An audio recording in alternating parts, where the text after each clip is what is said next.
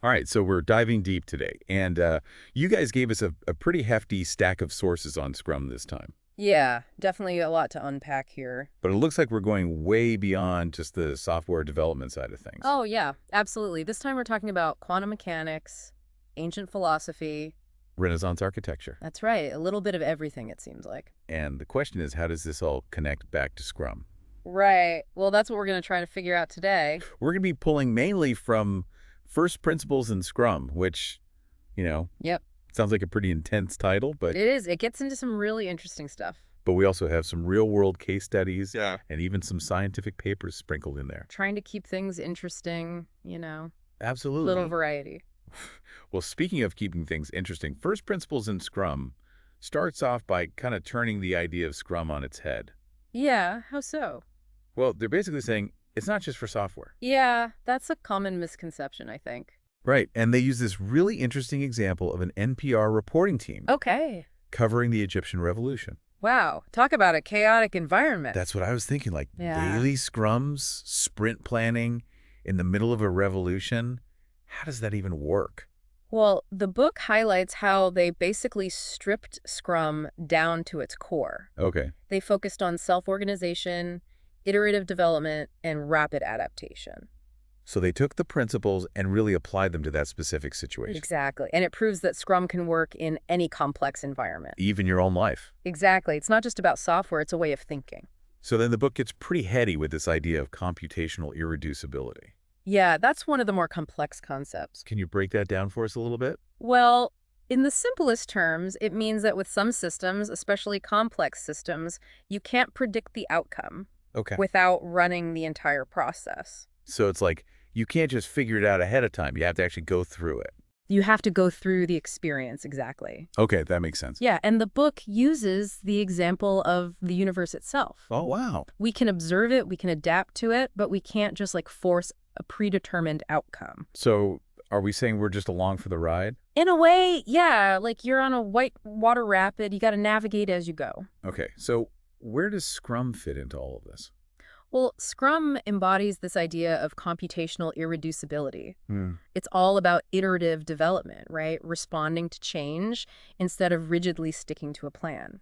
So being flexible and adaptable. Exactly. And the book uses a really cool example. Okay. Tesla's octovalve thermal management system. I've heard of that. It's super innovative. It is, and it was the result of continuous exploration and adaptation. So instead of designing it on paper and saying this is how it's going to be, they Yeah. were like, let's just kind of figure it out as we go. Exactly. They let the process itself guide them. That's a pretty radical concept. It is, but it's incredibly effective. And then the book takes this even further and makes this connection between these scientific principles Yeah. and personal growth. Right, which is where the THS framework comes in. Okay, so TEHS, that stands for, Technology, energy, health, and Scrum. and they say you can actually achieve twice the energy with half the stress. Yeah, that's the claim. Using this framework, that's a pretty bold statement. It is, but it's based on the idea of using data, self-experimentation. To optimize your life, Yes, basically. so, What's fascinating to me is this idea of using Scrum for personal goals. yeah. Like imagine having daily sprints for your life. It's a really interesting concept. You have a backlog of tasks, you're using feedback loops for constant improvement. Right, it's like Agile for your entire being. And they even mention these body battery metrics. What are those? So that's basically a measure of your internal energy reserves. Okay. And the THS framework uses technology to track your body battery throughout the day. So you can understand when you're at your peak, when you need to rest, and how to optimize your activities. So it's not just about getting work done, it's about, like you said, being your best self. Exactly. It's a holistic approach to personal growth. Okay, so now for a real curveball. Oh, here we go. The book links Buddhism's Four Noble Truths to product development. I know, right? It sounds strange at first. How does that even work? Well, they start by comparing the first noble truth, the inherent suffering in life, Okay. to the challenges in product development. So bugs, shifting requirements, all that fun stuff. Exactly, those inevitable hurdles. So are they saying that building software is always going to be a struggle? Not necessarily. It's more about acknowledging the inherent challenges. That you can't avoid them. Right. You have to accept them as part of the process. Okay, then the second noble truth, that's about, But the cause of suffering, and they link that to, clinging to rigid processes, ignoring feedback, Yeah. basically being inflexible. So our desire for control is actually making things worse. In a way, yes, because it creates resistance to the natural flow. Okay, I can see that. And then comes the third noble truth, which offers, Solution. right, a path to overcome suffering. And in this context, that's where Agile comes in. Exactly, specifically Scrum. So Scrum is the antidote to suffering.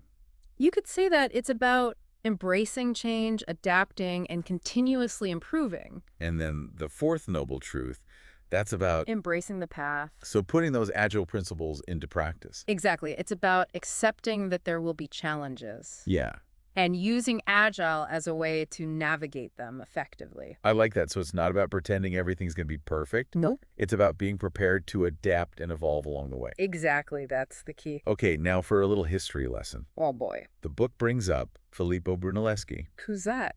He was the architect who built the dome of the Florence Cathedral. Okay, I've seen pictures of that. It's incredible. And they're comparing him to a proto-Scrum master. Well, he didn't have blueprints for that massive dome. Really? He just had this iterative process. Wow. He was constantly adapting to challenges, even invented new machines to solve problems. So he was like a Renaissance-era Scrum team. Exactly. It just goes to show you, these Agile principles have been around for centuries. Yeah, it's fascinating. Okay, so now let's bring it back to something that's existed even longer than the Renaissance, the brain. Neuroscience time. Yes, the book talks about Friston's free energy model. Okay, now that's a mouthful. I know, right? It's the idea that our brains are constantly predicting and trying to minimize surprise. So we're like little prediction machines. Exactly. But how does that relate to Scrum? Well, think about it. When we're in a psychologically safe environment Go. with diverse viewpoints and we have a sustainable pace, our brains actually function better. So we're less stressed, more creative. Exactly. And Scrum can help create that environment. So Scrum is good for the brain. In a way, yes, it aligns with how our brains naturally operate. So what does this look like in practice? Can you give us an example? Well, imagine seeing biofeedback data from someone using the TEHS framework. They have high body battery, Okay. low stress. They're in that flow state where work feels effortless and time seems to disappear. Wow, that sounds amazing. It is, and it's what's possible when we align our work with how our brains are wired. So we're not fighting against our nature, we're working with it. Exactly. That's a really powerful concept. It is. But how do we actually create that kind of environment, especially in a world that's so fast-paced and unpredictable? That's a great question, and it's something we'll explore further as we continue our deep dive into first principles in Scrum. Sounds good. We'll be right back after a short break. Okay, so we're back, and we've been unpacking some pretty mind-blowing connections between Scrum, science, and philosophy. Yeah, it's pretty wild stuff. But one thing I'm still trying to wrap my head around is this whole concept of entropy.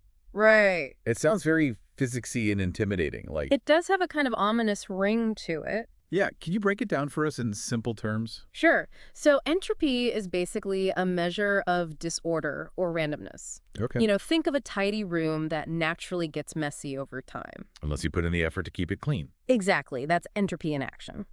Okay, so how does a messy room relate to software development or even, like, my to-do list? Well, it's the same principle, right? Okay. Imagine a software project. As it grows, you get technical debt, bugs pile up, and things just become more complex and harder to manage. So that's entropy creeping in. Exactly. It's like the natural tendency towards disorder. Okay, so are we just doomed to watch our projects and lives descend into chaos? No, not at all. Is there any hope? There is, and the book argues that Scrum, when used correctly, can actually help us combat entropy. Interesting. So how does Scrum fight back against disorder?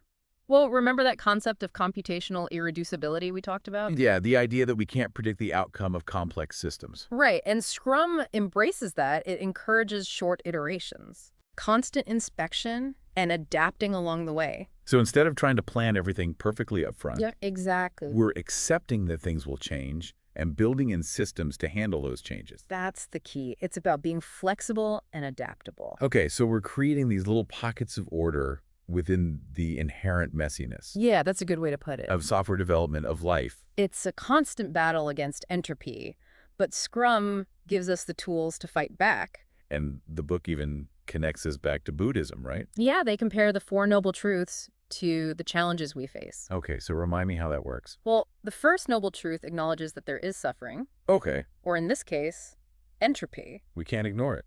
Right, it's a fundamental truth of existence. Okay, and the second noble truth? That's about the cause of suffering, which often comes from our own resistance to change.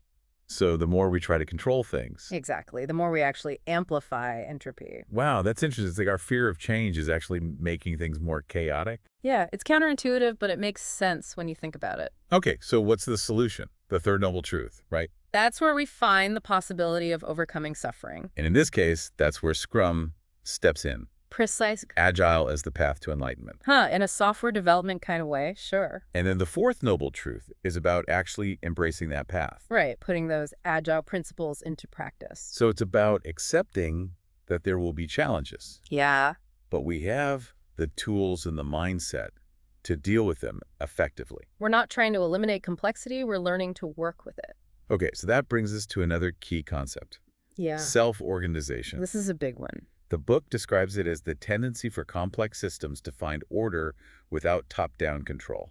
Right, think of a flock of birds. They move in these intricate patterns. But there's no leader telling each bird where to go. Yeah, it's like they just know. Yeah, it's this emergent behavior that arises from the interactions of the individual elements. Wow, okay, so how does that apply to, say, a software development team?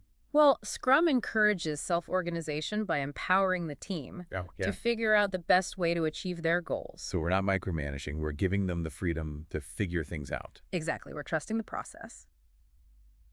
But doesn't that sound a little risky? It can be, but that's where the structure of Scrum comes in. Okay. The roles, the events, the artifacts. They provide a framework. Right, it's like a container for all that complexity. So it's not about eliminating complexity, it's about harnessing it. Exactly, we're creating an environment where complexity can actually lead to better outcomes. And that reminds me of something we discussed before. Yeah. Christopher Alexander and his idea of the quality without a name. Right, he observed these patterns in architecture. Things just felt right. Yeah, it's like this intangible quality that emerges from the right combination of elements. And it sounds like Scrum teams can find similar patterns in their work. Yeah, instead of blindly following rules, Scrum helps teams explore and find those solutions that just click.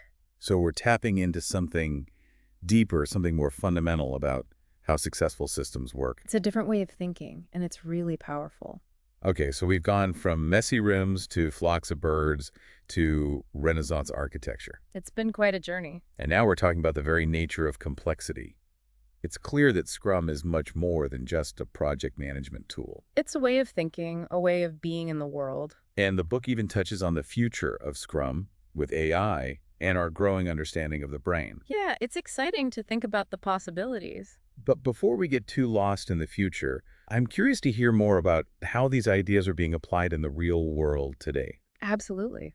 Are there companies that are actually using these principles beyond software development? Definitely. The book is full of examples. So we've been on this journey exploring the deeper side of Scrum, connecting it to physics and philosophy. Yeah, we've covered a lot of ground. But now I want to bring it back down to earth a little bit. Okay. Yeah. And talk about how these ideas were actually being used in the real world. Like, are there companies out there using these principles beyond just software? Oh, absolutely. The book is filled with case studies. Okay, great. But one that really stands out is Patient Keeper. Patient Keeper, what do they do? They're a healthcare software company, and they adopted Scrum back in the early 2000s. Okay. And at the time, they were really struggling. They had technical debt, poor communication, a real culture of fear.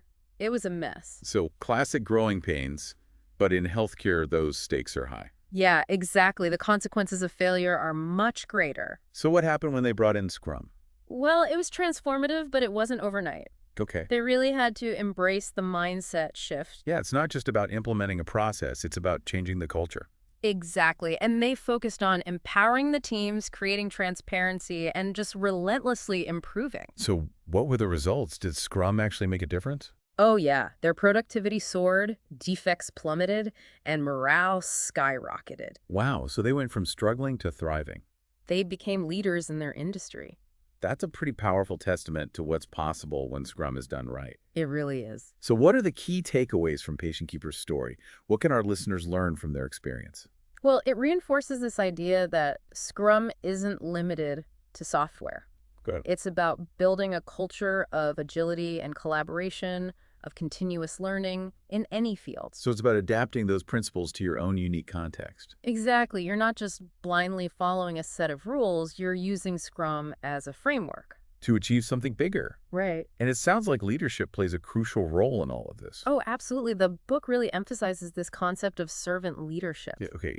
Explain that to me, because it seems like it kind of goes against the traditional idea of what a leader is. Yeah, it's a different approach. It's about supporting the team, removing obstacles, empowering individuals. So less command and control, more guidance and facilitation. Exactly. It's about creating the conditions for success, not dictating every step. And that makes sense, right? Because when people feel safe and trusted, they can actually do their best work. That's the idea. You're fostering this environment of psychological safety where people can take risks, experiment, and innovate.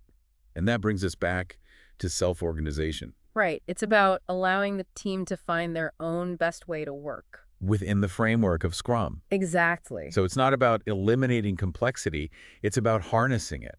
And a key part of that is embracing continuous learning and adaptation. The book talks about empiricism being at the heart of Scrum, right? Yeah, the idea that knowledge comes from experience, not just theory.